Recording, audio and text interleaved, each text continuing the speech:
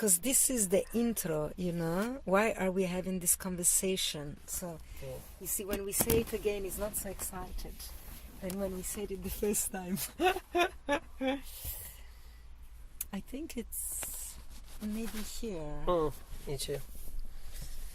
Okay, so let's go back to this post of Jordan Peterson. So it gives it a context, no?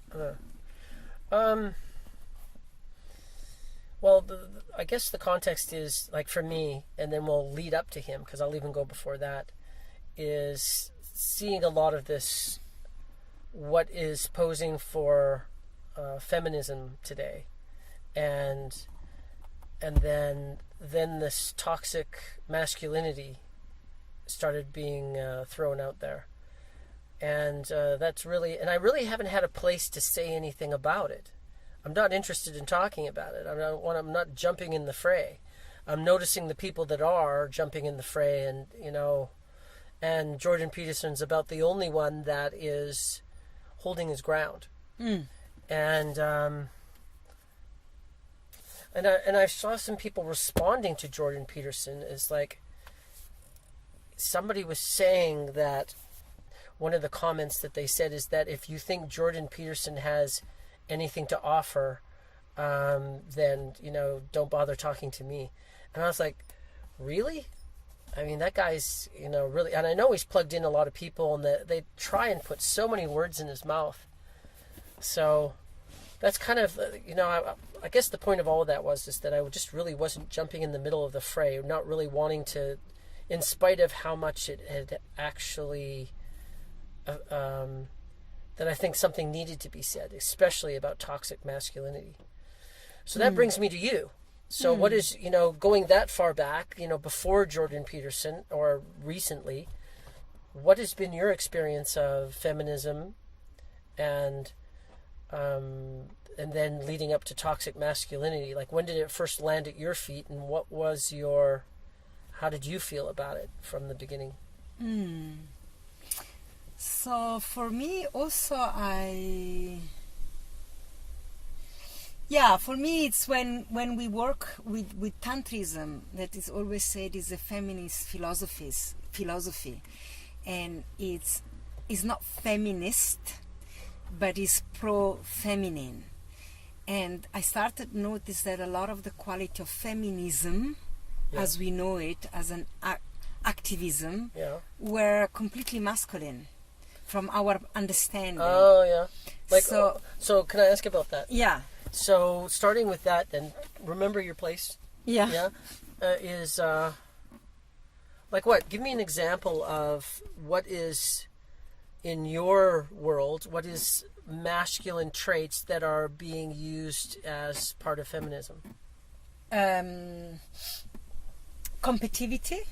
I'm right, you're wrong. Someone needs to be right. Positional, competition, rightness. Okay. Rightness. And this linearity, things are like this, and this is what we're fighting. Not a sense, not a felt sense of reality, but a logic conversation about reality. Okay. So I'm really, I know that there is a lot of conversation about divine masculine, divine feminine, and all this expression. I'm very essential with them too, and so I'm gonna say that the feminine quality, it's the felt body when we feel reality instead of having a conversation about it. And so all the quality that pertain more to the intellect are more masculine trait. Although, of course, there are many levels, so I don't really want to go into that philosophical conversation. But you gave me a good example. Okay. Yeah. So what I noticed with the feminists, that they acted exactly like the men that they wanted to take down. So they were angry that men have the best job, and they control, and they are aggressive in the way to run the world.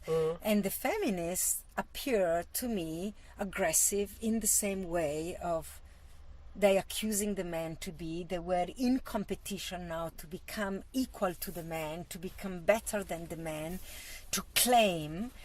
And so just to jump in there, and just for a little bit of a definition for you and I, is there was a time when I thought feminism meant pro-female, pro-women.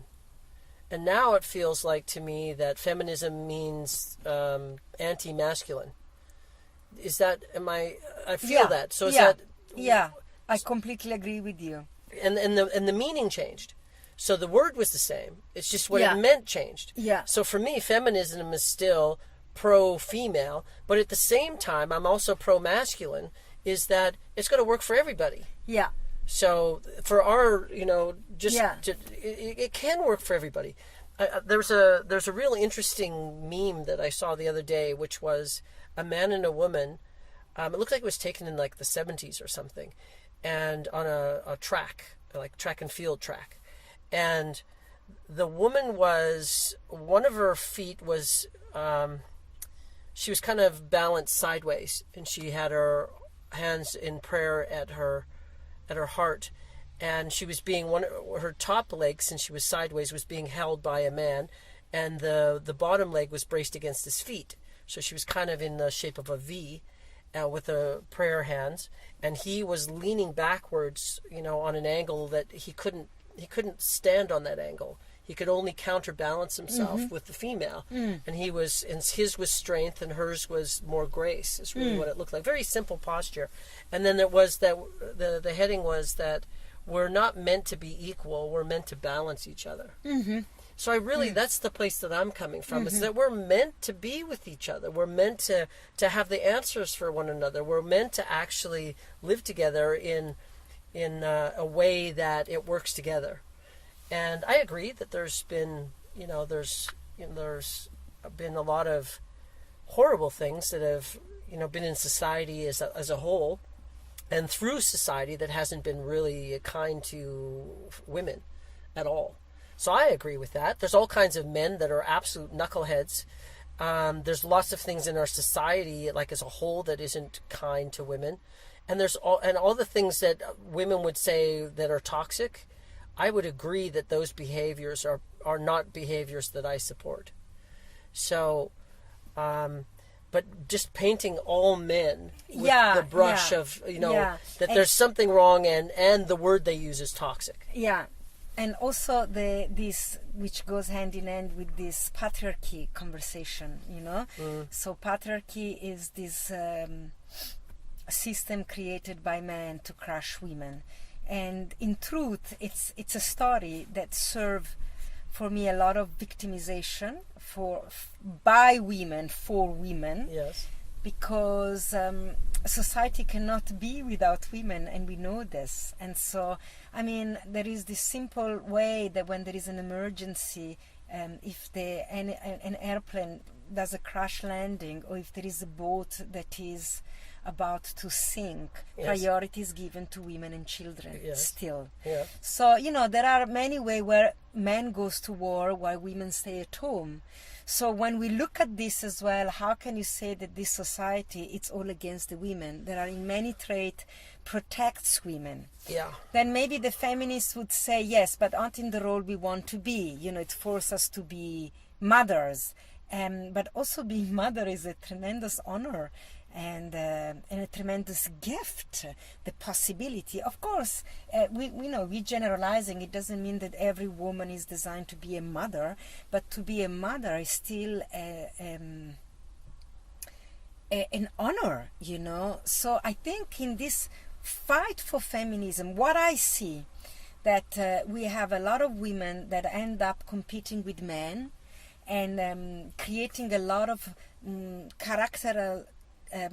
character traits of junior men wanting to be men, and then complaining because they've lost touch with all their magic essence. Yeah. So now you've got all the returning of the divine feminine, because women have realized they have lost the trait of gentleness and real quiet, subtle sensitivity towards life at large, because now we are in competition to make the money, to become businesswomen, to get the job, earn the best job, and to earn the money, which these were traits that were more masculine by definition.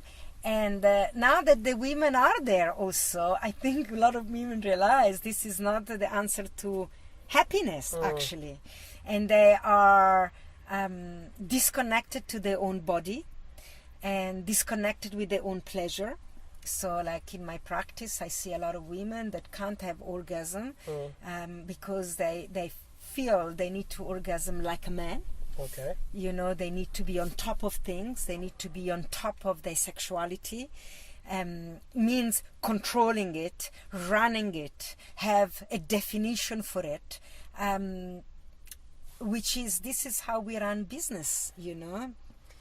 Just so I can jump in and go right back to the beginning of what you started, and I wanted to come back to, like, this. Remind me when I forget. The second point is about masculinity looking like it's the better thing to be.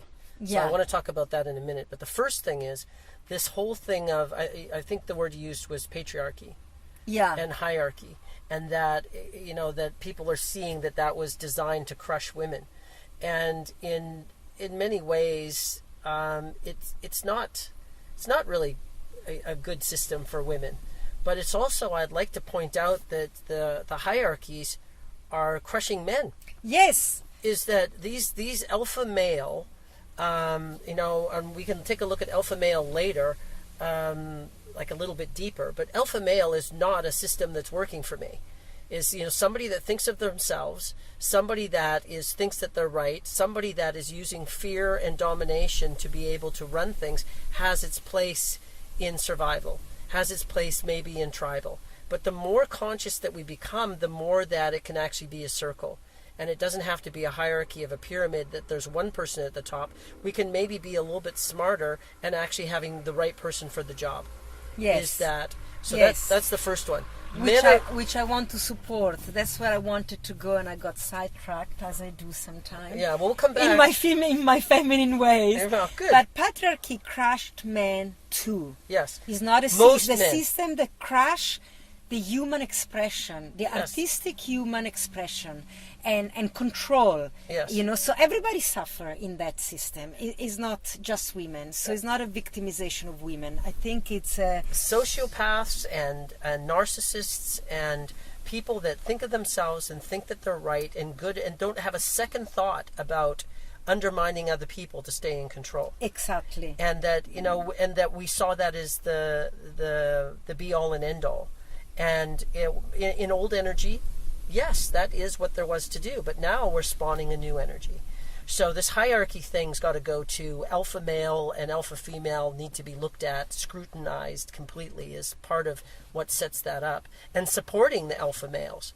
I mean, really, is that, you know, that really needs to be looked at, is that the reason why that the alpha male system still works is partly because of the feminine.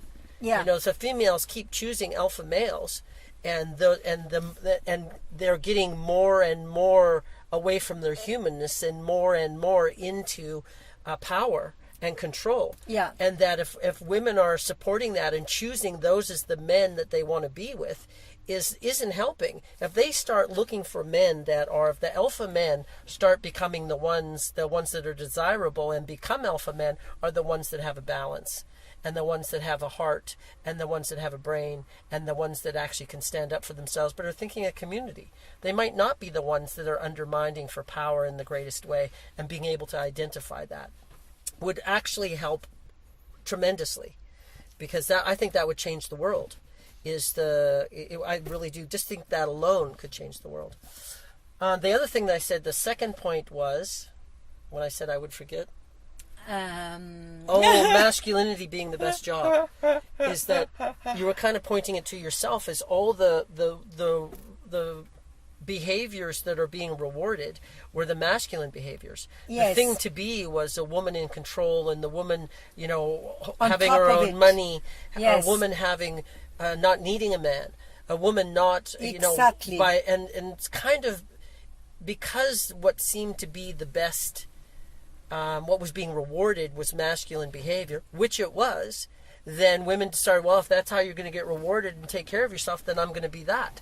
And I think that they don't realize that they've done that. I don't realize to what degree that they've done that, and that only what now, is the cost? and only now they're actually coming to what that cost is. Yeah. So this is perfect timing. Is that, you know, maybe this is the time of a resurgence of not old feminine. We're not going backwards. We're not going somewhere to where we used to be. We have to create what's new now, and what's going to work for everybody, as far as I'm concerned.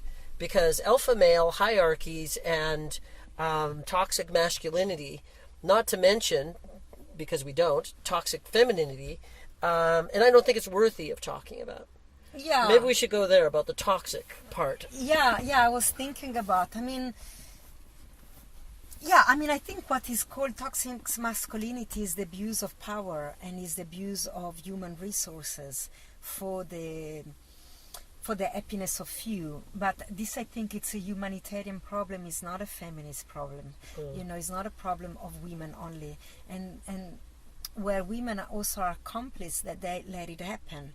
You know, it's in tantric term, one of my tantric teacher always says that women have all the power, and they always had, because we have the power of life. And sometimes we forget it. We let it sleep as if it's a minor detail of our biology, when in reality express the ultimate power, you know. And also, you know, when you see that the men in power, they always have the sleep and the scandal around some sexual activity with a woman, the secret woman, the mistress, is still showing. Well, unless you're from France, and then it's just okay. Then it's okay, or you're Italian. I lean a little bit more towards that, but anyway. But it always shows you how ultimately the power of the sexual attraction that also the man of power has for a woman, it still shows you that women have power, but it's not, when he's in the true end of the feminine energy, is not the power of the ego, is the power of the force of life. And that, what if we would lean on that, so it's not like a power to stand alone, hierarchy, is the power to be together, is the power to nourish life and each and every individual gift into this life. Then this is the power of community, is the power of resourcefulness. If every woman would refuse to send a child to school, there will be no war.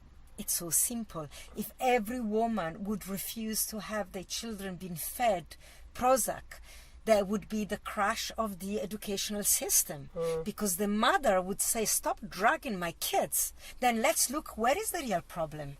Maybe it's not in our children, maybe it's in the educational system.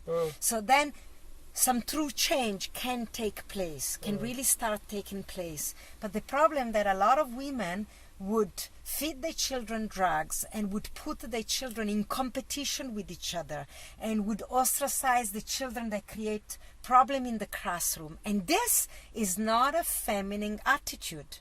Because when you drop in the real feminine, every child is your child. You can't take the children with problem out of the class because your personal child is going to resent. You see, is again, we're working with competition. That some children are going to make it and some are not going to make it. So kick out the one that are weaker, kick out the one that have extra needs so my child can make it. My child versus your child is the same structure of the business structure, survival model, in spite of all the other. So we don't look at the one that are not going to make it. We think that just a few are going to make it, and I want to be among those few. When in reality, the true feminine knows that either we all make it or we all fail. We all winning or we all losing. Yes. Because when we got war, we are all losing. Definitely. The winning process is apparent and is short term. It's not sustainable. And so I'm seeing a lot of women now running with this mentality, you know, putting their kids first. It breaks my heart because, you know, when you when you understand, if you have children, you know that, either all children win or we are all losing here. There is something greater that we don't see, Well, there's, I think that they're just being realists, because truthfully, that is the way the world works, is there are winners and losers. I think it's set up that way. It's set up that way. think- Society and the education and the structure is set up that Yeah. way. And now the women are running that way too. And for me, is where we're going to stop and really stand up for what it doesn't work. Sure. And say it clearly, this doesn't work for my heart. That doesn't flow with my heart.